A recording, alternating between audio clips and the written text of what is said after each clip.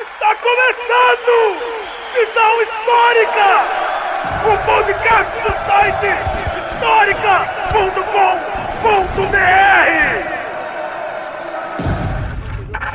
Objeto voador não identificado. Surge no As imagens foram gravadas por um cinegrafista voadores não identificados agora reacende a polêmica. As Forças Armadas mantêm seus ativos. Não é desse mundo não, hein? Mas é um disco voador.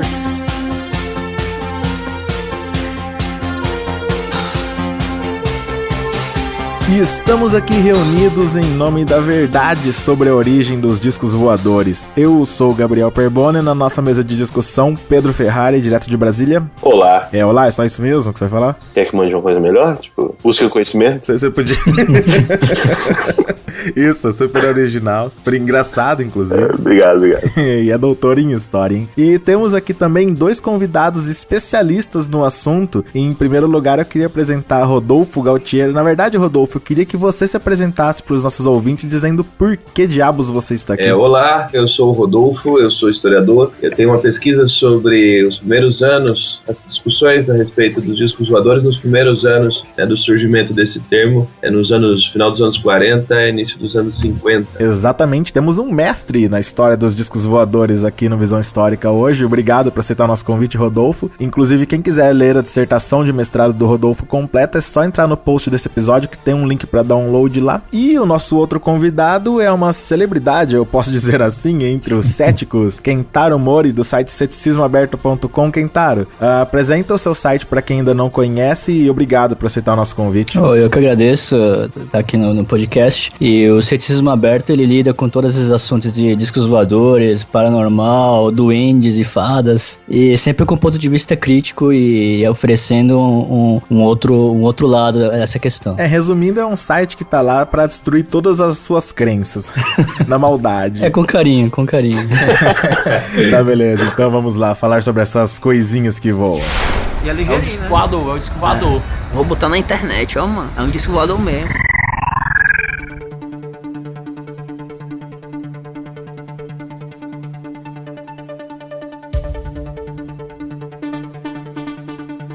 Antes de falar sobre o disco voador em si, a gente tem que falar de onde surgiu isso, né? Como que isso se formou no imaginário popular. E isso vem bem antes de existir, sequer a viagem pro espaço, nessa busca pelo desconhecido, até com um registro cinematográfico, né, Pedro? Cara, é muito doido, que assim, no final do século XIX, início do século XX, parece que tem uma espécie de febre de literatura e ficção sobre essa ideia de desbravar o espaço, de conhecer o que tá lá fora. Em 1902, por exemplo, tem o filme do Georges Méliès, Viagem à Lua, que retrata bem isso. Isso tinha muito a ver com o que se falava muito na época. Falava-se muito nos canais, né, em Marte, acreditava-se... havia um astrônomo amador chamado Percival Lowell, um norte-americano, que acreditava e defendia publicamente a existência de canais em Marte. E esses canais seriam canais para levar água, possivelmente, dos polos até as regiões centrais de Marte. Então, acreditava-se, havia muita especulação a respeito disso. Isso talvez pode ter motivado também esse filme. O livro Guerra dos Mundos é publicado no final do século XIX, também com essa temática, em parte por conta desse embasamento científico, né, dessa discussão que era uma discussão científica da época. Os telescópios ainda não tinham sido desenvolvidos a tal ponto de poder demonstrar o quão improvável era a vida em Marte. É curioso isso, né, que quanto menos a gente conhece alguma coisa, antes da gente chegar lá, a gente joga a nossa imaginação, né? Isso acontece com qualquer mito, né, cara? Desde lá do mundo antigo, com as florestas encantadas, depois da época das navegações, com os monstros marinhos que aterrorizavam os navegantes, né? E mais recentemente, no século XX, com o espaço, essa fronteira do desconhecido sempre fascina o homem, e o homem, como bom desocupado que sempre inventa alguma besteira pra explicar o que ele não entende. E é lógico que depois vem a ciência e o site do Kentaro também. e o desenvolvimento da ciência e o ceticismoaberto.com acabam por desbancar essas versões fantásticas, dando uma explicação mais racional. Até essa questão dos canais de Marte, né, você pode ligar, o cara falou, eram canais que traziam água do polo pro centro, tipo, mais ou menos como se fazia com o Rio Nilo no Egito Antigo, né? E depois acabou se provando que nem canais eram, né, Rodolfo? Não eram canais, eram, na verdade, construções do relevo, mas não se assemelham a canais. Hoje, com novos telescópios, novas tecnologias, percebe-se que, na verdade, foi algo ilusório ali, causado pelos telescópios da época, que não eram tão eficientes, né? Então... A resolução era terrível, né? Parece que a interação entre a resolução baixa e a turbulência atmosférica e a mente humana gerava essas ilusões de canais, né? Eu acho que principalmente a mente humana, né, cara? Sim, e o curioso é que os mesmos astrônomos amadores, na maior parte, eles viam os mesmos canais, mas esses canais não existiam. Eram os mesmos canais nas mentes deles, entendeu? Que barato. Tipo, na minha cabeça é mais legal, né? Na cabeça deles sempre se repetiam, eles confirmavam a realidade dos canais, porque, eu tô sempre vendo os mesmos com os meus próprios olhos, mas não existe, eles fizeram uma pesquisa depois, não existe nenhuma correlação entre os mapas dos canais de Marte com qualquer aspecto muito mais proeminente da superfície marciana. A pareidolia, né, cara? A pessoa vê algo que ela não sabe o que é, vê uma imagem que ela não consegue definir o que é, e a mente dela automaticamente associa aquilo a alguma coisa que ela já conhece, né? Exato. E outra coisa, acho que é legal, é assim, como o Pedro comentou, que a nossa mente, a ficção, sempre se antecipa ao real e tenta imaginar um monte de coisas e se antecipar. Mas uma coisa interessante é que a gente costuma dizer que a imaginação é infinita, tudo mais, e realmente ela é. Mas algo curioso é que pesquisando essa história da ficção se antecipando e da pseudo-realidade, né, eles falam que os próprios canais e tudo, é uma imaginação meio limitada, porque os temas sempre acabam se repetindo. Até essa questão da pareidolia, meio me antecipando aqui, todo mundo conhece em Marte o rosto em Marte, que seria um artefato alienígena, uma construção, uma espécie de esfinge, só que construída artificialmente, só que em Marte, um monumento gigantesco. Isso é uma coisa bem moderna, né? Mas se você procurar no século XIX, já havia histórias sobre monumentos gigantes em Marte vistos por telescópio. Só que eram totalmente inventados, ficção. Mas é um tema que se repete, né? A imagem lembra um homem sentado numa pedra. O braço parece estar apoiado na perna e a cabeça tombada. Na figura ampliada é possível ver com mais detalhes. Céticos dizem se tratar apenas da sombra de uma rocha, mas há quem acredite que seja um extraterrestre.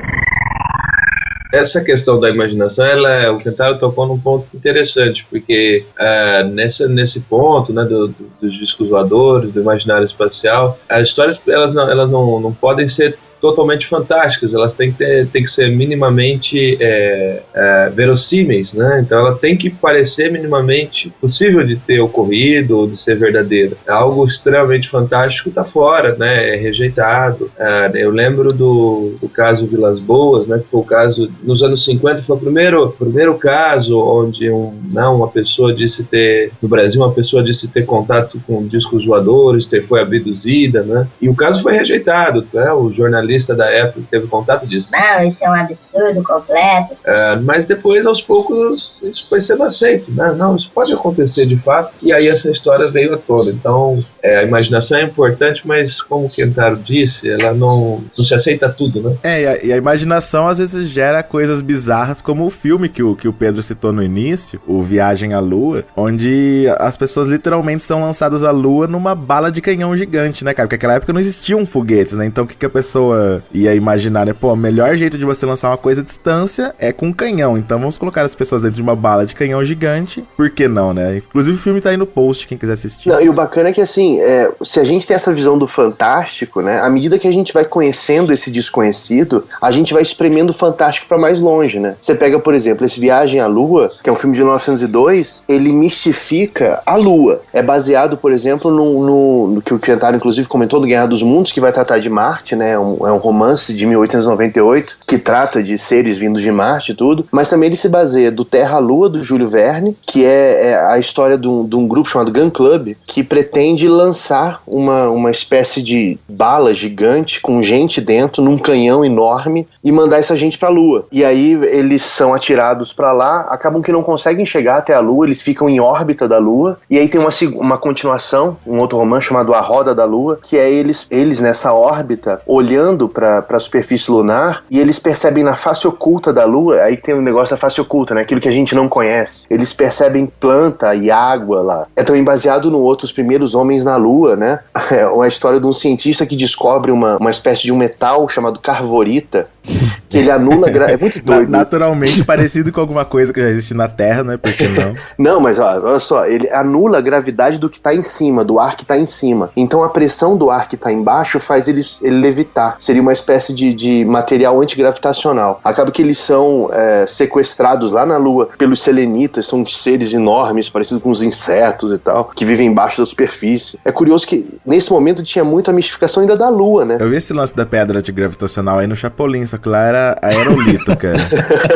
Mas é basicamente a mesma coisa. Eu que pensei que fosse um aerolito. E essa mistificação da Lua, inclusive, é mais antiga, né? Se você pegar lá do século XVII, final do século XVII, em 1693, o Isaac Newton, o respeitado Isaac Newton, Samuel Pepys, eles apresentam um projeto de fazer um imenso canhão tripulado, com uma munição tripulada, para eles irem pra Lua. Inclusive tem um vídeo documentário aí no post, muito legal, uma animação. Uma animação documentário. Vídeo documentário. E é engraçado nesse que você citou que as pessoas ficavam orbitando a Lua na sua bala de canhão bizarra e a vegetação, tudo que era terrestre ficava do lado escuro, lógico, onde ninguém vê e ninguém pode provar que existe ou não, né?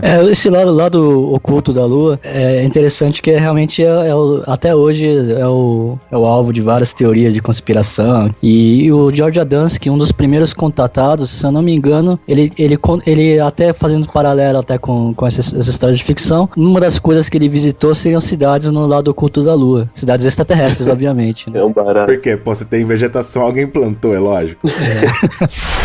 Uma das saídas é aquela que é utilizada na conhecida série científica Jornada nas Estrelas. Série científica? Exatamente. Série científica. Bom, nós estamos falando do Papai Noel, então a Jornada nas Estrelas é um documentário.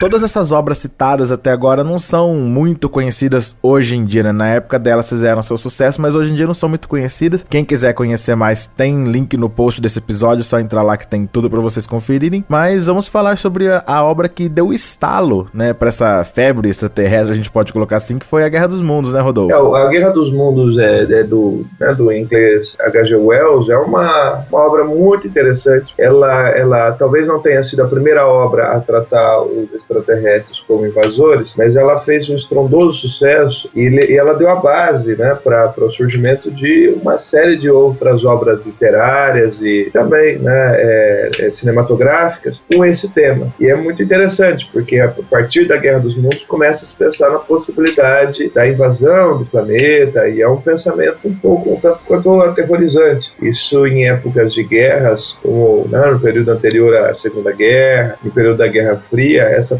coisa da invasão, de seremos invadidos, isso vai ser muito forte. Uma obra que marca o tema, né? Que é a história que são monstros vindos de Marte, não é? Exato. Que primeiro ele avistaria explosões em Marte, depois cairiam umas cápsulas aqui, não é isso? Exato. E aí, a partir dessas cápsulas, sairiam grandes seres, né?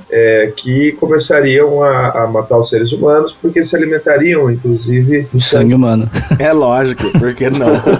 Então, o bacana desse livro é que o final da história é muito bacana, porque no final da história, esses seres vindos de Marte, eles são mortos, mas eles não são mortos pelos seres humanos, porque o autor ele tinha uma visão um tanto quanto pessimista. Eles são mortos por seres microscópicos, né, seres da natureza, que por conta da seleção natural acabam atacando esses seres vindos de Marte, né? Então é a própria natureza que protege o homem nesse momento. E que tem uma força de um discurso político muito forte para a época época dele, né? Tá falando o livro é de 1898, né? Finalzinho do século XIX. O cara é inglês, né? Parece que ele tá muito criticando a ideia do neocolonialismo inglês na África, né? Parece na Tanzânia, parece que os ingleses fizeram atrocidades por lá, ele teria feito um paralelo, né? Há um trecho na obra que ele fala isso. Que é exatamente a tal da pareidolia, né? Que tava falando, né? De você pegar uma coisa desconhecida e entender a partir de algo que a gente conhece, né? Eu acho que a pareidolia fica mais no campo psicológico, né? Os psicólogos de plantão que me matem se eu estiver errado, mas eu acho que isso aí puxa mais pro lado da ficção científica, que sempre trata as questões do mundo de hoje, né? Mas falando como se fosse no futuro, como se fosse uma coisa fantástica, mas são sempre metáforas pro mundo de hoje. É perfeito. É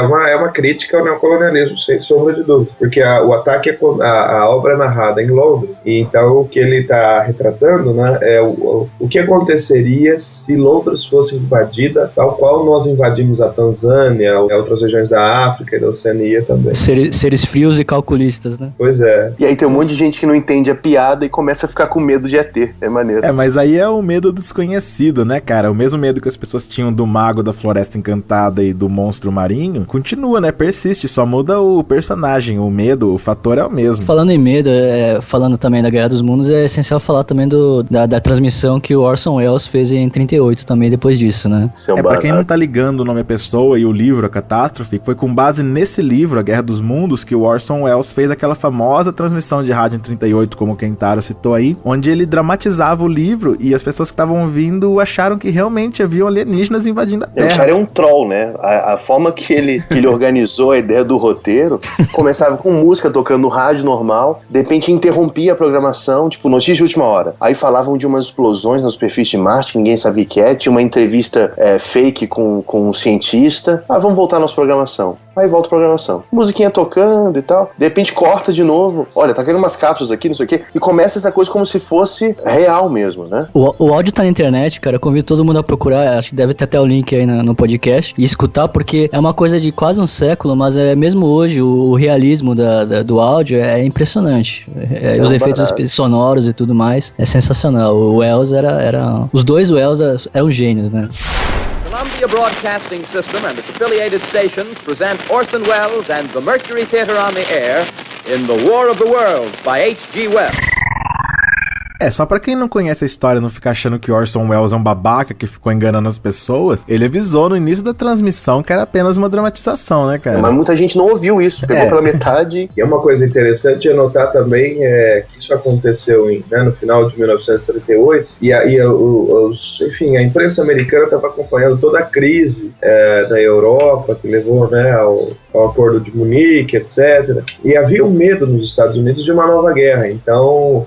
Isso também foi um tempero a mais que explica todo o pânico provocado pela transmissão. Os norte-americanos pensavam na possibilidade do início de uma nova guerra, que viria a ser a Segunda Guerra Mundial, e isso também está ligado ao pânico que eles sentiram nesse momento. E prova que o pessoal não entendeu a piada e entrou em pânico mesmo é que o Orson Welles teve que vir a público, né, cara? Se retratar, pedir desculpa pro público. No dia seguinte já ele já tava lá, mas ao mesmo tempo colhendo os louros do enorme sucesso que ele conseguiu. Ele com certeza adorou, né, cara?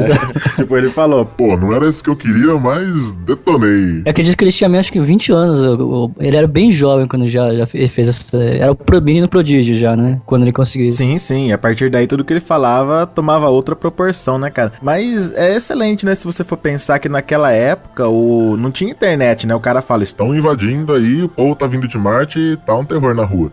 Hoje você entra na internet e descobre facilmente se essa notícia é verdade ou não, né? Até acompanhando outros canais. Mas naquela época o rádio era a fonte de notícia ao vivo das pessoas, né? Então, se eu tivesse lá e ouvisse isso, com certeza eu sairia na rua tirando pra cima, cara. Não ia esperar ele avisar que era brincadeira, não. Então, isso é até interessante, que diz a lenda que milhões de pessoas ficaram em pânico, lotaram as ruas e atiraram até em caixas d'água que eles achavam que eram os tripés invasores dos marcianos, né? Mas isso tem até vários filmes até que dramatizaram isso. E houve realmente um pânico, provavelmente algumas centenas de pessoas se desesperaram, mas isso foi muito exagerado também pela mídia depois, dizendo que foi um pânico generalizado, entre aspas, né? Mas rolou um pânico, né? Rolou um pânico, sim. Só que é interessante dizer que o pânico de verdade aconteceu no Equador em 1949, que ele repetiu, se você ver, mais de 10 anos depois eles repetiram a pegadinha do Orson Welles no Equador, uma rádio local, fez a retransmissão, só que lógico, no idioma local, e aí sim provocou um pânico generalizado em Quito. No final todos saíram às ruas e quando descobriram que era uma pegadinha, eles foram queimar a estação de rádio. Nada mais justo, cara. 20 mortos nesse pânico generalizado. Nossa. E... pra você ver, né? Aí no final da transmissão, pegadinha nada. Não me engano, entre os 20 mortos estavam, obviamente, alguns da estação de rádio. Provavelmente 19, né? E também sobre o pânico, é importante dizer que até hoje a transmissão do Wells e as retransmissões ao redor do mundo que também provocaram muito impacto são tomadas como exemplos e referências de como a população hoje reagiria à notícia de um contato com extraterrestres. Então todo mundo costuma presumir que se hoje aparecer no Jornal Nacional que nós fizemos contato com extraterrestres, todo mundo vai sair enlouquecido, aí atirando em caixa da água. Mas tem um detalhe, todo mundo que escutar as transmissões do Orson Welles vão ver que a primeira coisa que os extraterrestres fazem é vaporizar a gente, entendeu? Detalhe. É um pequeno detalhe, né? Se aparecer no Jornal Nacional que nós fizemos contato e a primeira coisa que os extraterrestres fizeram foi vaporizar as pessoas, obviamente vai haver pânico, né? Mas isso é uma coisa bem diferente do que as pessoas... Se houver apenas um anúncio de que houve um contato ou de que foi descoberta a vida inteligente no espaço, dificilmente as pessoas vão sair aí queimando a Rede Globo. Mas, cara, se eu fosse um extraterrestre invadindo a Terra, com certeza o Bonner seria o primeiro vaporizado. Boa noite. Neste momento de extrema dor, a manifestação de respeito e carinho. Mas então vamos deixar o mundo da ficção e falar um pouco sobre a vida real, né? Ou não, né? Ou não, né? Vamos falar sobre o suposto mundo real, onde supostos alienígenas supostamente fariam supostas visitas ao planeta Terra. Mas no início nem eram alienígenas, né, Rodolfo? Vamos falar sobre o conceito do disco voador, né? Como é que surgiu essa ideia de disco? Porque até então, na obra da H.G. Wells, no filme lá, Viagem à Lua, eram cápsulas voadoras, eram tripés invasores, eram balas de canhão. De onde surgiu essa ideia de disco? Quem foi o alienígena que bolou essa aerodinâmica diferente? Isso é interessante. É uma história, né, que surge nos Estados Unidos. Era um empresário que tinha um pequeno avião chamado Kenneth Arnold. Ele estava fazendo uma pequena viagem de avião lá na costa oeste dos Estados Unidos, e ele viu estranhos objetos voadores. Acho que, se não me engano, eram 9 objetos voadores, e ele, enfim, achou aquilo muito estranho, mas ele estava sozinho. Esses objetos, eles não tinham forma de disco exatamente, eles lembravam um pouco um bumerangue. Ele aterrissou numa pequena cidade e resolveu contar o que ele tinha visto para um jornal. Quando ele foi contar para o jornal o que ele tinha visto, ele disse que esses objetos voavam, tinham um movimento, uma trajetória, como se fossem discos jogados na água, né? Aqueles discos que repicam na água, né? O que aconteceu foi que houve um mal-entendido. O jornalista publicou uma pequena nota dizendo que o aviador tinha visto, na verdade, discos voadores. E os objetos não tinham forma de disco, eles voavam como disco, né? Como discos jogados na água. Essa pequena nota, por incrível que pareça, ela teve uma enorme repercussão. Muita gente, começaram a aparecer outras pessoas dizendo ter visto objetos semelhantes. Aí a expressão ficou. Flying saucers, havia outras variações, flying disc, flying platers, mas enfim, essa coisa dos discos voadores ou pilhas voadores, isso acabou pegando, né? Isso acabou fazendo muito sucesso. É interessante que assim, eu vou contar aqui rapidinho um desvio, assim, empresas de mapa, de cartografia, elas costumam, para garantir a propriedade intelectual, elas costumam criar ruas imaginárias, inserir ruas imaginárias nos seus mapas. Por quê? Porque se uma outra empresa for copiar esse mapa e copiar inteiro, ela vai acabar copiando também essas ruas imaginárias. Essas ruas imaginárias são marcador de que a cópia foi feita sem se importar com o que é real e com o que é ficção. E acho que isso é um paralelo muito importante para entender a importância dessa origem errônea, incorreta do termo disco voador. Porque, como o Rodolfo contou muito bem, o Kenneth Arnold, ele não viu um disco voador, ele viu uma espécie de bumerangue voador que se movia como um disco voador. voador. A partir disso, a mídia divulgou que ele viu um disco voador e as pessoas começaram a ver o quê? Um disco voador, ou seja, uma coisa, um termo imaginário, fruto de um erro do próprio jornalista, que começou a ser copiado e repetido. Então agora a gente já sabe de quem é a culpa quando o teu GPS te manda pra um desmanche de caminhão perto da linha do trem, né? Mas esse lance que o Quintaro falou é interessante. Ó o Bozo. Não, cara, é que eu lembrei do negócio aqui, pô, GPS é foda. Mas enfim, seguindo o programa. No episódio passado do Visão Histórica, as revelações do Príncipe do Fogo, o tema foi um assassino. Na verdade, não foi nem um assassino, né, cara? A gente passou, na verdade, 1 hora chutando a imprensa e mostrando como é fácil manipular a informação e como as pessoas compram fácil essa informação manipulada. Então, aconteceram os crimes, né? O cara foi preso e foi acusado de crime sexual. A imprensa criou esse negócio de crime sexual, ninguém nem sabia o que tinha acontecido. E durante a perícia, né, os peritos colocaram no relatório deles, olha, a gente tá sabendo desse lance de crime sexual que tá rolando na imprensa, então a gente prestou atenção nisso, e não tem indício nenhum de que tenha acontecido crime sexual, não tem indício de sêmen, não tem indício de violência nas nádegas do cara. Falaram, não teve crime sexual. E o que foi publicado na imprensa no dia seguinte? Laudo da perícia confirma, crime sexual.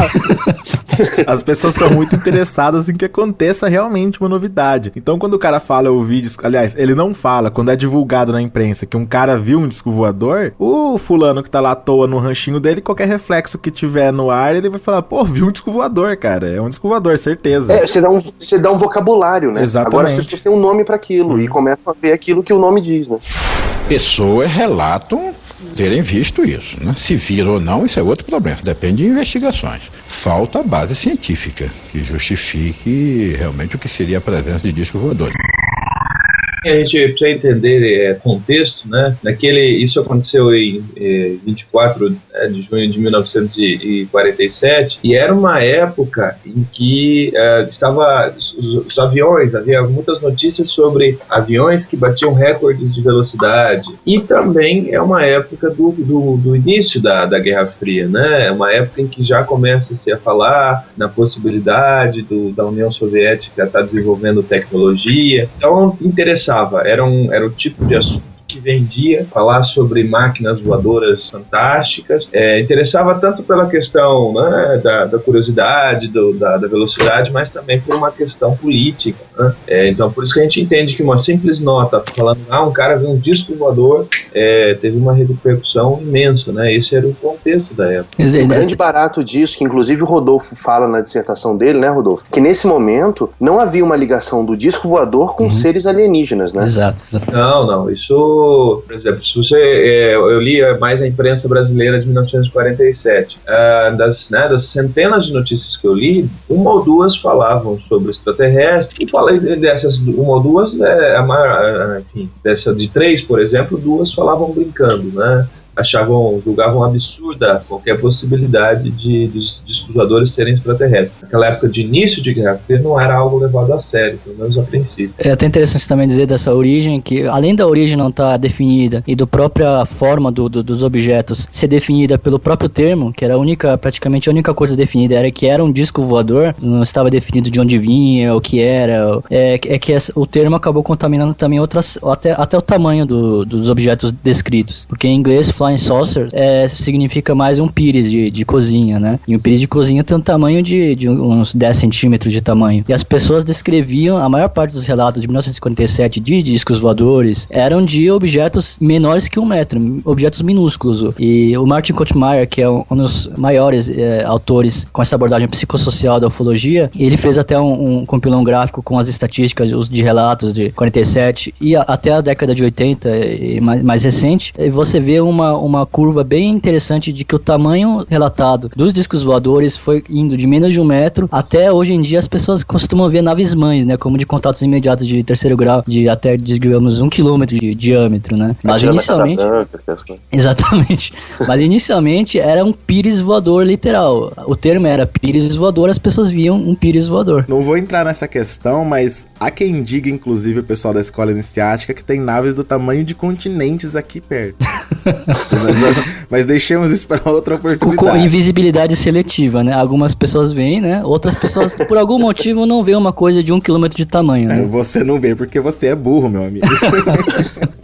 Que nem a roupa do rei, né? Exatamente. Então, mas aí tem aquele ponto, né? Olha só, você não tá vendo, não é? Tá vendo como é que a conspiração é bem feita? É lógico. A gente fala isso brincando, mas principalmente hoje em dia os supostos terapeutas de abdução alienígena, eles defendem isso muito a sério. Tem uma... Não, você tá brincando que existe terapeuta de abdução alienígena, cara. Um dos mais famosos, inclusive, não é muito de bom tom falar sobre ele, é porque ele faleceu recentemente, mas é o Bud Hopkins, né? Que ele escreveu Comunhão. E só que eu falo dele porque tem uma palestra dele em que ele fica justamente dizendo isso. Como os extraterrestres conseguem a invisibilidade seletiva. Eles conseguem atravessar paredes e conseguem invisibilidade seletiva, em que algumas pessoas veem e os vizinhos logo do lado, ou não só da casa do lado, a pessoa do seu lado, a um palmo de distância, ela não vai ver, entendeu? Você vai ver, mas a pessoa a um palmo de você não vai ver. Por quê? Porque os extraterrestres têm essa tecnologia mágica da invisibilidade seletiva. E ele fala isso muito a sério, com muita paixão. O cara chega a convencer alguém, né? Infelizmente ele convence. A gente tem que ter equilíbrio, a gente não pode aceitar qualquer coisa como sendo verdadeira. Quando a gente pega um assunto assim, que causa polêmica e tal, e a gente pensa ele historicamente, como é que ele foi evoluindo, a gente meio que desconstrói a coisa, né? Quando a gente percebe como é que ele foi sendo criado, né? E foi mudando de forma, né? Essa ideia do disco voador, de onde surgiu, e que no início não tinha ligação com extraterrestre, e como é que isso vai se adaptando ao tempo, a gente meio que desconstrói algumas coisas, né? O Kentaro fez um comentário interessante numa outra ocasião, que é o seguinte: esse tipo de pensamento, não sei se seria legal usar o termo crença, mas enfim, esse tipo de pensamento, ele é, como o pensamento da ufologia, ele parte muito da noção de que as ideias são estáticas, né? Os discos voadores, as histórias dos discos voadores sempre foram as mesmas, e que isso seria uma prova da vinda deles. Quando se você analisar os casos, é totalmente diferente. Você pega, por exemplo, os primeiros casos de abdução, eles têm pouquíssima relação, pouquíssima semelhança com os casos de abdução, né, que aparecem hoje. Os relatos de discos voadores também são coisas diferentes, são coisas que mudaram ao longo do tempo, porque a própria percepção dos homens a respeito desse assunto mudou. Você esperaria que os ufólogos, né, que são supostamente os especialistas no assunto, que eles ao menos conhecessem a história e a evolução de como as ideias, as hipóteses e as supostas descrições dos alienígenas e dos discos voadores tivessem evoluído ao longo do tempo. Mas infelizmente ocorre exatamente o oposto. Eles acabam sempre vendendo uma versão que é estática, de que o que eles descobriram, o que eles vendem hoje é o que sempre foi, é o que sempre as pessoas sempre viram. E que nada pode estar mais distante da realidade, porque, como a gente já comentou aqui, o tamanho dos discos voadores sempre variou, o formato dos discos voadores. E com relação a supostos extraterrestres, é uma variação ainda maior. Até hoje não existe um padrão. O padrão, entre aspas, que existe é o suposto grey, o cinzento, com cabeção, com os olhos todos negros. Mas isso só se fixou na ufologia a partir da década de 60, mas só se fixou como algo majoritário a partir da década de 80, ou seja, menos de 20, 30 anos que isso existe, mas já é vendido como se desde milhares de anos atrás as pessoas vissem exatamente a mesma coisa. O que isso prova é que essa espécie alienígena só nos visita a partir da década de 60, principalmente a partir da década de 80, tá vendo? E é exatamente o que os ufólogos dizem.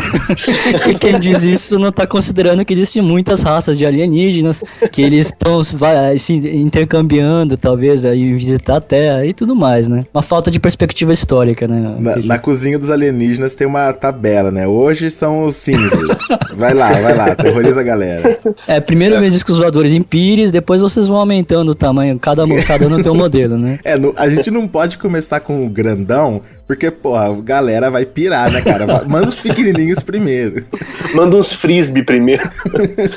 Manda um bumerangue primeiro, mas tem certeza que o jornalista vai errar e dizer que era um disco, porque depois vai vir disco, entendeu? É porque esse bumerangue ele tava girando bem rápido, né, cara? Então parecia um disco. Uma estrela que saía aqui pra baixo. Uma luz muito bonita e grande. Uma amiga me disse que tinha visto uma luz no espaço. Martin Kottmeyer, ele tem alguns estudos mostrando que algumas raças alienígenas, elas passam a ser mais citadas na literatura ufológica, porque elas aparecem em filmes de Hollywood. Quer dizer, o cinema tem uma força fantástica nesse assunto. E ele molda muito, realmente, o que as pessoas veem. As pessoas, hoje em dia, elas descrevem muito um cinzento com cabeça bem grande e um pescoço bem longo e fino. Aliens, né? Que é pescoço de lápis, né? Só que isso só começou a ser mais comum depois do filme Contatos Imediatos de Terceiro Grau. Ou seja, o filme influenciou os relatos. Mas aí o ufólogo vai dizer o quê? Que o filme Contatos Imediatos teve a consultoria do J. Allen Hynek, que então isso teria se baseado em algo real. Inclusive tem valor de documentário esse filme. Alguns encaram como documentário. Mas aqui tá o detalhe. Os criadores dos extraterrestres, do Contatos Imediatos, os artistas, eles deixam bem claro que eles não se basearam no que a ufologia dizia. Aliás, eles se basearam muito escassamente. Tanto que esse detalhe do pescoço comprido é uma coisa que os artistas mesmo inventaram. E o próprio, se você notar os próprios olhos dos extraterrestres, alguns você pode ver as pupilas deles, mas outros já parecem mais negros, assim. Então é uma coisa que eles, se você procurar nas revistas dos artistas dizendo, eles deixam bem claro que foi quase totalmente inventado, né? Aí pra quem quer acreditar, esse quase é uma boia salva-vidas, né, cara? Assim, não, os verdadeiros crentes irão dizer que os artistas, na verdade, foram abduzidos, né? E não se lembram, é lógico. E não lembravam, e extravasaram isso, a realidade, através das suas criações, né? Ou seja...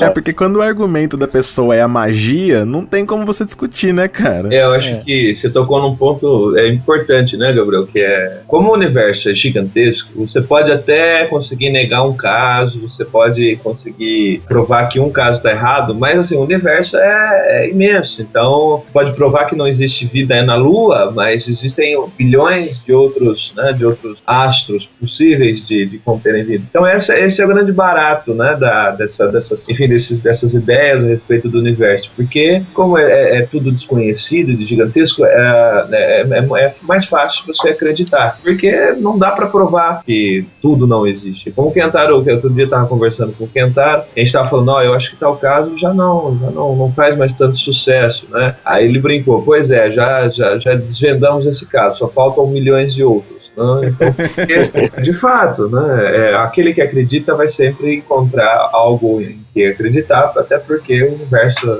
mesmo que os cientistas quisessem, seria impossível a eles gastar seu tempo provando que tudo isso não existe, né? Aliás, é importante dizer que acho que todos nós acreditamos que exista vida inteligente em algum lugar do universo, né? Sim, nem que seja na Terra, em algum lugar deve ter, né, cara?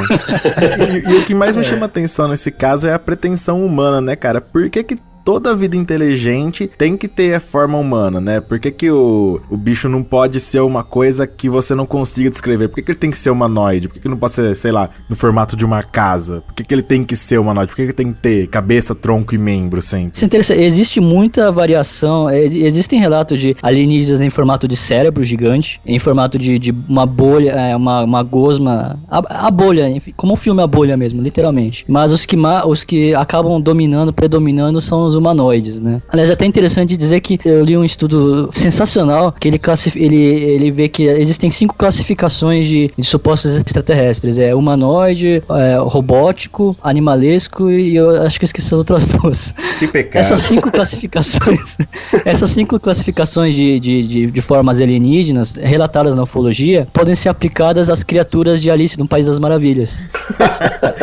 Excelente, cara. Eu tava pensando aqui enquanto você tava falando desses alienígenas catalogados, mesmo os que não são humanoides têm formatos conhecidos, né, cara? Todo mundo sabe qual é um cérebro, né? Exato. Porque não pode ser uma coisa desconhecida, né, cara? Sei lá, um micro-organismo. Por que tem que ser humanoide? As pessoas querem acreditar que exista, né, cara? E eu vou dar um exemplo aqui desse lance de fé. Bom, dane-se quem achar ruim.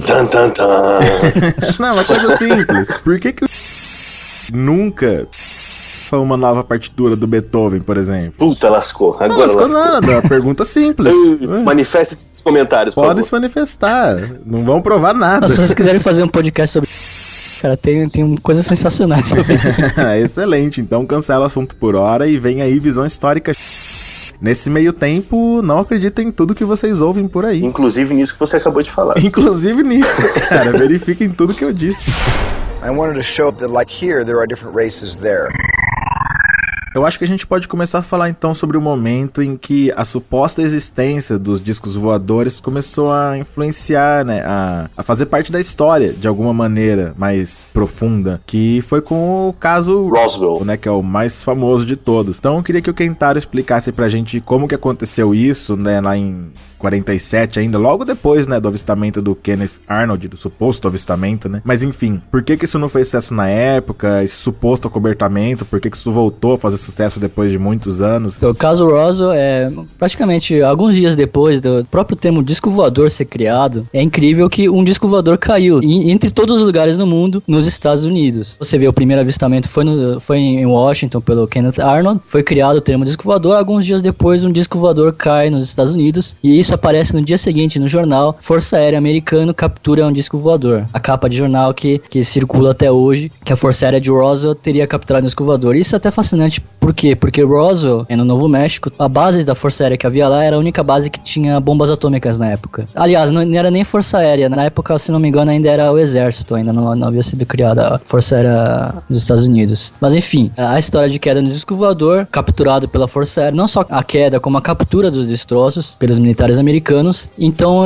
havia essa sensação de que finalmente seria desvendado o que eram os discos voadores. E como a gente já discutiu aqui, na época não estava nem de longe majoritária a ideia de que os discos voadores fossem extraterrestres. Pelo contrário, a maior parte das pessoas acreditavam que poderia ser uma ilusão ou uma arma dos soviéticos, né? Porque já estava iniciada a Guerra Fria. Mas no dia seguinte essa notícia chegou aos jornais e pelos wires de notícias chegaram a todo o país e daí para o mundo. Mas no outro dia seguinte já veio o desmentido, o suposto acobertamento, que eles diziam que o que havia caído era apenas um balão meteorológico. Inclusive a famosa foto do Major Jesse Marcel, que foi um dos que participou da coleta dos fragmentos, segurando uns pedaços de papel alumínio lá, com uma cara assim indescritível em frente às câmeras, apresentando os objetos que qualquer um veria que seriam um balão meteorológico. E de acordo com a versão da ufologia, isso seria um acobertamento. É lógico, né, cara? Onde tem exército, tem acobertamento, é natural. Exército americano é de tudo, né? Aliás, o caso Roswell acabou até se sobrepondo ao avistamento de Kenneth Arnold como um dos marcos iniciais da ufologia, uma pedra fundamental da ufologia. Só que isso é interessante porque, como a gente disse, logo 2 dias depois o caso foi desmentido, e se você procurar como a imprensa depois foi abordar esse caso, e os próprios ufólogos foram abordar esse caso, você não encontra nada. Que o primeiro livro sobre o caso Roswell foi escrito na década de 80, 1980, mais de 30 anos depois. Ou seja, durante 30 anos, a versão oficial de que aquilo era um balão meteorológico e pronto, acabou, foi o que foi engolido inclusive pelos ufólogos. O caso só ressurgiu na década de 80 com o Major Jesse Marcel, que nessa época já estava reformado já, e ele foi encontrado pelo ufólogo Stanton Friedman e alguns outros pesquisadores, e ele começou a contar sua versão da história, de que o balão meteorológico não era um balão meteorológico, que era em verdade um disco voador, que ele foi obrigado a mentir e tudo mais, né? E olha o barato, é o mesmo termo lá de trás, disco voador, né, que é veiculado na época do acidente, em 47, e o mesmo nome, disco voador, que vai ser usado na década de 80 quando ele vai ressurgir. Mas esse mesmo nome tem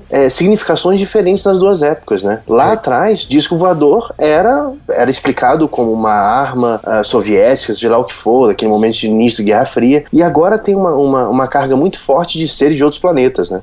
Isso é fantástico, assim. Eu já vi mais de uma publicação, eles colocam a capa do jornal, né, do jornalzinho lá da cidade de Roswell, eles colocam assim, o dia em que os Estados Unidos admitiram ter capturado um disco voador. E aí, colocam lá a capa do jornal, mas o que falta, né, é lembrar que em 1947, o termo disco voador não tem nenhuma relação com naves extraterrestres. É outra coisa completamente diferente. Eu acho que vale destacar também que um dos motivos, né, do caso Roswell não ter atraído tanto interesse nessa época é porque aquele primeiro avistamento do Kenneth Arnold, ele fez com que milhares de pessoas relatassem coisas, e muitas vezes coisas absurdas. E isso durante algumas semanas. Quando surge o caso Roswell, a imprensa já estava cansada, né, de publicar notícias de bobagens, provavelmente leitores já estavam reclamando. E aí, assim, há uma expectativa em torno dessa notícia oficial, mas quando vem o desmentido, a imprensa, os jornalistas devem ter pensado, outra vez, outra notícia, outra bobagem apareceu, né, e eles engavetam o caso, eles aceitam prontamente a versão, né, do governo norte-americano, em parte porque essas notícias de quedas, havia outras notícias de quedas naquela época, né? Isso era bastante comum. Não há, ao contrário do que se pensa, não foi o governo norte-americano que calou a imprensa para que a imprensa não falasse mais desse caso Roswell. A imprensa já estava saturada, porque histórias de quedas já vinham aparecendo nos dias anteriores, né? E os próprios ufólogos também ignoraram isso por décadas, né? É interessante que a ufologia, como ela é vendida popularmente, essas teorias, se fosse algo baseado principalmente na realidade, você imaginaria que haveria um núcleo real, que as pessoas chegariam cada vez mais próximo convergiriam cada vez mais próximo dessa realidade objetiva. Mas o que acontece é exatamente o oposto. Existem gerações de ufólogos e cada geração tem suas próprias modas. A primeira geração de ufólogos, de 1947 até 1960, por aí,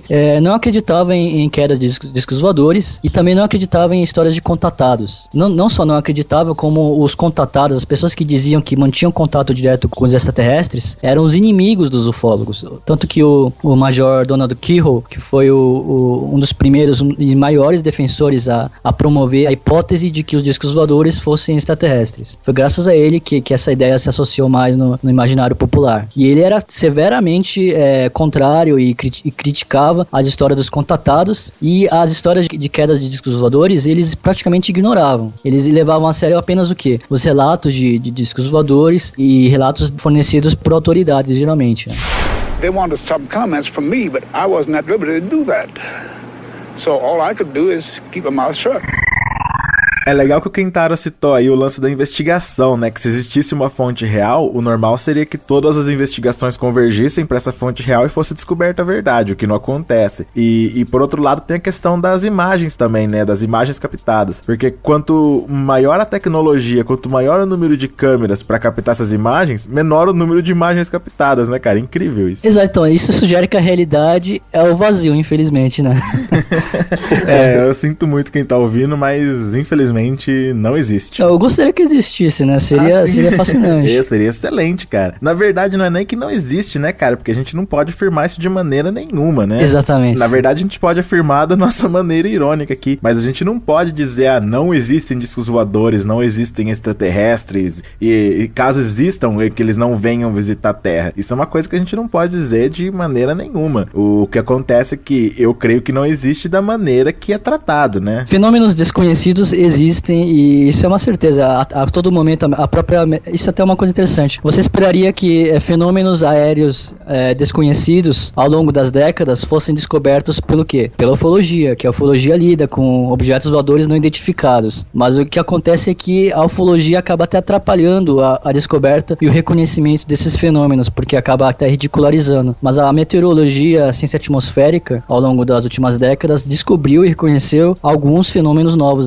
naturais, né? Atmosféricos, né? Como os sprites, os elves. E recentemente, até interessante que a gente estava discutindo aqui no Ceticismo Aberto, até comentei com o Rodolfo também, um novo fenômeno natural que é uma espécie de luz que ela se movimenta como um jato acima de nuvens de tempestade. E a gente pesquisou, eu consultei várias pessoas e descobri que esse fenômeno já tinha sido descrito na Nature em 1970, só que comumente ele é descoberto e esquecido de novo, apesar de ser um fenômeno relativamente comum. Porque o cara descobre o negócio lá e fala pro outro: cara, você viu o negócio voando em cima da nuvem? Tem alguma coisa a ver com extraterrestre? Não. Então deixa pra lá. Exatamente. Isso não vende, né? Isso não vende. Exato, exatamente. Tipo o caso de Roswell, por exemplo, me lembra muito aquele personagem lá do Homem-Aranha, o editor maluco que tá sempre em busca de notícias absurdas sobre o Homem-Aranha. Caraca, todo episódio Gabriel fala disso, cara. Meu Deus do céu. Caraca, meu Deus. Mas, velho, aquilo lá é uma caricatura do mundo real, cara. Só que ao invés de me tragam fotos do Homem-Aranha, isso aí me tragam mais notícias sobre essas coisas que voam. O caso foi, tipo, 20 dias depois do avistamento lá do Kenneth Arnold, cara. Tem muito cheiro de inventa uma notícia aí sobre essas coisinhas voadoras. E é um caso que morre fácil também. O interesse também é sumido e vai ter tomado 50 anos depois. Interessante, acho que toda essa questão dos discos voadores, dos extraterrestres, isso pega muito porque há interesses econômicos disso, né? Em vender filmes, vender revistas, vender livros, enfim, né? Não é um interesse pelo interesse. Também tem o Hollywood lucra, né, bilhões aí com os extraterrestres. Nossa, Rodolfo, eu lembro há um tempo, eu nem sei em que ano foi isso, acho que quem entrava deve saber. Teve uma chamada no Fantástico falando que, nossa, encontramos o vídeo da autópsia do ET de Roswell.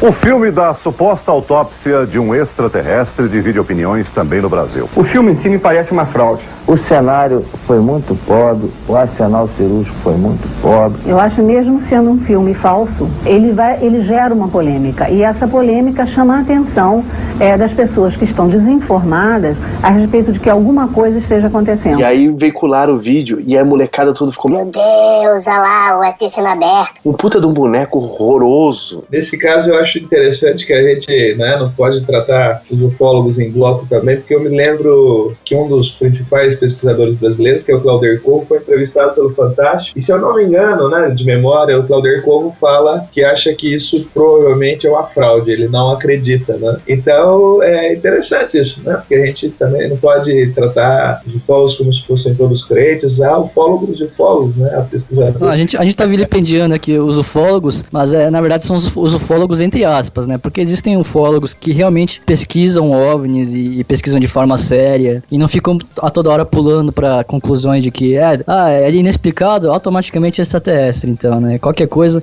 sumiu minha cueca, então é extraterrestre, né? Sumiu minha meia, é extraterrestre, né? Não é uma coisa assim. Existem ufólogos sérios também no Brasil, incluindo o Clauder Covo. Inclusive, é interessante dizer que essa autópsia alien foi em 1995, que ela passou no Fantástico. Alguns meses depois, o que aconteceu? O caso Varginha, que passou onde? Também no Fantástico. E existem muitos paralelos entre as histórias de como teria acontecido o Roswell e a história de Varginha, porque Varginha as meninas primeiro viram uma suposta criatura e automaticamente já se concluiu que era extraterrestre, a mídia local, né? Segundo as meninas era o capeta, não era? Era um capeta, não era pra ela? Tem uma história dessa que tipo alguém falou que era o demônio? Exatamente, as meninas nunca disseram que o que elas viram era extraterrestre, o que exatamente seria. Mas além de ser uma péssima propaganda pro turismo de Varginha, soltar o slogan "o capeta está aqui", tem aquele detalhe, né, cara? O demônio não anda de disco voador. Tem um pouco mais difícil de acreditar, né?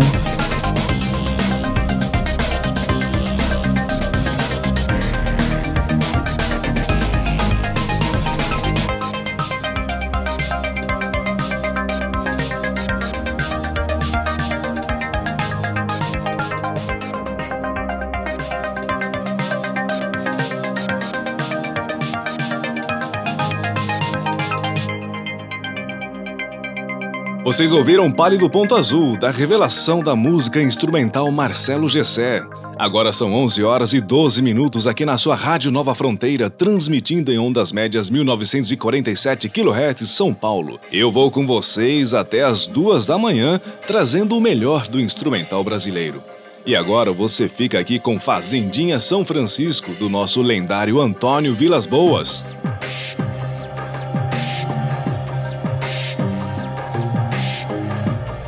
O ideal seria que o nosso amigo Lucas Rosa estivesse aqui para falar sobre isso, né? Como todo mundo que acompanha a Histórica já sabe, ele é orientador educacional lá do Pearson Group e por conta disso, né, por conta do trabalho dele, ele tá sempre viajando pelo Brasil, de norte a sul, para todo canto, né? E ele falou que ele passa por cidadezinhas no meio do nada, assim, que a cidade tem, tipo, 3 ruas, mas lá tem a plaquinha escrito Turismo Ufológico, que é excelente, né, cara? O prefeito deu um jeito ali, né, de... Vou dar uma grana boa. Exatamente. Levantou a economia. Varginha aí na vanguarda. Agora, no sul, surgiram os primeiros círculos ingleses no Brasil, né? Círculos nas plantações. E a prefeitura local, que é uma cidadezinha minúscula, né, já quis explorar, criar um congresso já de ufologia, porque para cidades pequenas, principalmente, cidades turísticas, vender isso, o ufoturismo, que como eles chamam, é uma coisa interessante. Mas é vigarice, né, cara? Isso pode até ser benéfico para a cidade, embora eu tenha minhas dúvidas sobre isso, mas o problema é que isso com certeza prejudica uma abordagem mais séria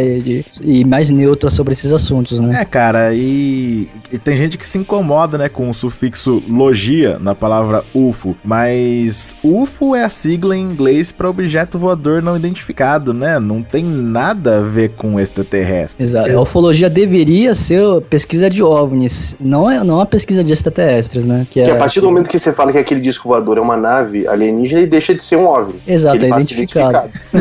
É verdade, né, cara? Os picaretas precisam pensar melhor nessa terminologia aí. Mas sobre os ufólogos, eu não duvido que...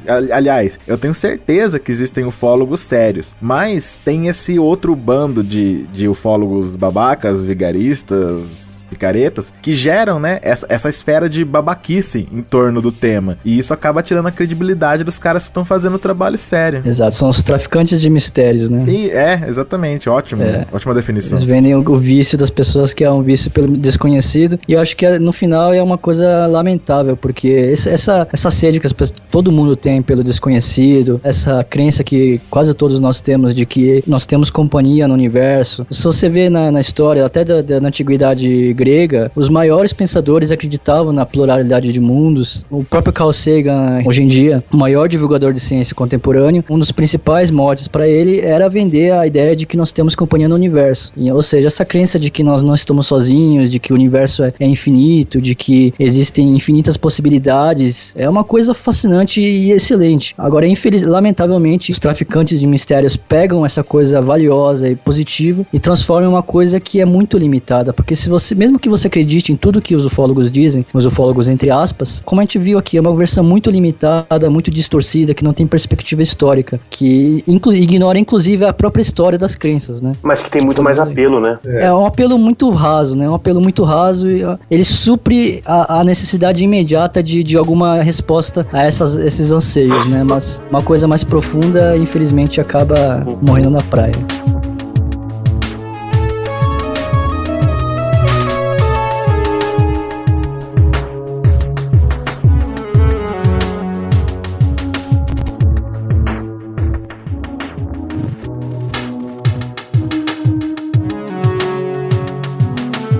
A gente interrompe um pouquinho aqui porque o Departamento de Notícias da Rádio Nova Fronteira acabou de emitir um boletim no qual informa uma grande inquietação da população mineira que está agitada aí por supostos avistamentos de naves alienígenas.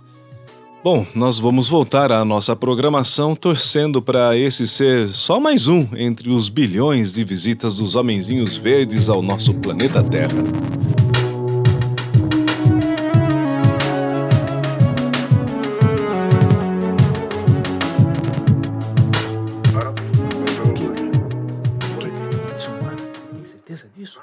Tá bom.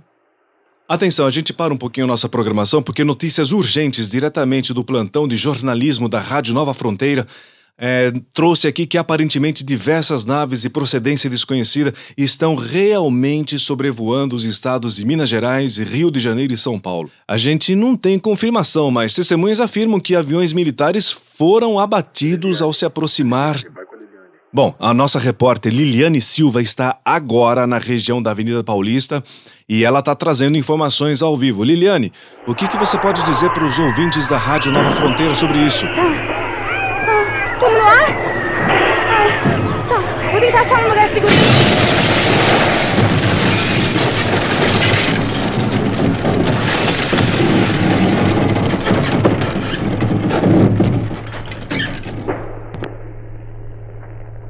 Olha, nós vamos tentar restabelecer o contato com a repórter Liliane Silva para trazer informações precisas para tranquilizar você, nosso ouvinte. A gente tem certeza de que tudo isso não passa de um grande...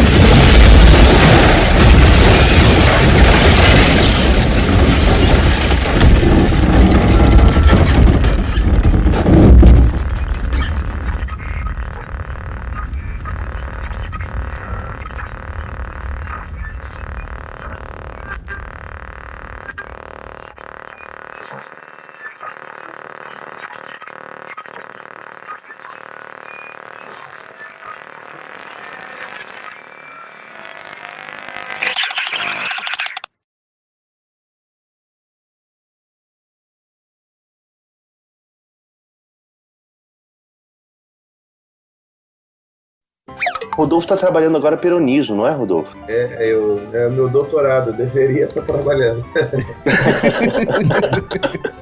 Inclusive eu deveria estar fazendo isso agora. Não, é isso é fato. Eu esqueci o que eu ia falar, gente. Me perdoe, eu ia falar alguma coisa.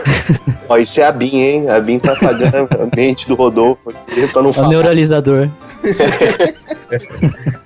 O Orson Welles, em vários momentos, ele avisou que aquilo era uma dramatização. Mas a gente não sabe exatamente porque parte da população, ela ignorou isso. É, que é difícil você prestar atenção no cara do rádio falando que é uma dramatização, quando na rua as pessoas estão correndo, gritando e atirando em caixa d'água, né, cara? Depois de 2 minutos, o cara já abandonou a casa dele. Eu seria o primeiro. Mas primeiro ensina pro Gabriel como é que se pronuncia. Porque não é Roswell? Roswell. Acho que é Roswell, né? Não sei. Bom, desculpa se eu sou burro, tá? Roswell. Dessa vez eu deixo passar. Caso Roswell. Você sabe que na edição depois eu conserto. Que isso? Que um rancheiro teria... Ah, caramba, me perdi aqui. Bom, vocês vão editar tudo, né? Sim, não, mas isso tudo... Não, isso aí vai ficar. No final vai parecer que todo mundo é inteligente, cara, não se preocupe. Exatamente, tanto que esse caso de Roswell, pronunciei certo, Pedro? Roswell, tá bom pra você agora? Não sei, o nosso consultor aqui é o cantar. Tá bom essa pronúncia? Perfeito. Se você quiser, você pode falar, Pedro, você fala a palavra e sempre que eu for citar, eu coloco a tua voz no lugar da minha. Então vamos lá. Incomodando a minha pronúncia. Então, esse caso de... Roswell. Havia essa indefinição no campo da imagem. Isso explica talvez porque algumas pessoas relataram discos que lembravam discos fonográficos, né? Cara, isso, assim, na minha cabeça tá soando como uma explosão absurda, cara. Os jornais publicavam isso? O fulano avistou um disco preto com um buraco no meio escrito Polygram, saía isso no jornal? A origem do termo grey, cinzento, também na verdade é incorreta. O Martin Kotmeier, de novo citando ele tentou Alô, Kentaro? Apagaram o Kentaro, eu tô falando. Olha lá. O exército é foda. Entrar no UOL, você vai ver discos aterrissam em Suzano, né? Então é isso, gente. Acabou a visão histórica. Os alienígenas destruíram a nossa conexão no Skype. Perdemos o link e é isso aí, acabou. Pô, vou fazer o quê, velho? Cara, a 59ª vez que a gente tá gravando esse negócio, só dá errado. Agora eu acredito, tá bom? Vocês estão felizes? Vocês estão me ouvindo aí em cima? Eu acredito!